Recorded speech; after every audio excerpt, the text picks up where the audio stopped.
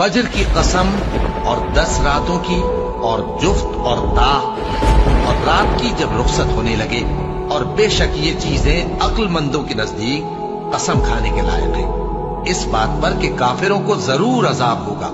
क्या तुमने नहीं देखा कि तुम्हारे परवरदिगार ने कौम आद के साथ क्या किया, जो इरम कहलाते थे, दराज कद मानंद सुतूनों की, कि तमाम मुल्क में ऐसे पैदा नहीं हुए थे। और समूद के साथ क्या किया, जो वादी कुरा में चट्टाने तराशते थे। और फिरौन के साथ क्या किया, जो खेमे और मेखे रखता था। ये लोग मुल्कों में सरकश हो रहे थे, बस उनमें बहुत सी खराबियां करते थे, तो तुम्हारे परवरदिगार ने उन पर अजाब का कोड़ा बरसा दिया। बेशक तुम्हारा परवरदिगार ताक में है।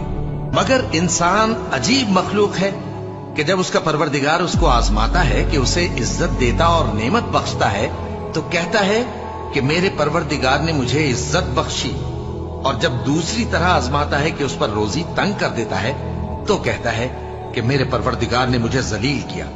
यूं नहीं, बल्कि तुम लोग यतीम की खातिर नहीं करते, और न मिस्कीन को खाना खिलाने की तरगीब देते हो, और मीरास के माल को समेट कर खा जाते हो, और माल को बहुत ही अजीज रखते हो।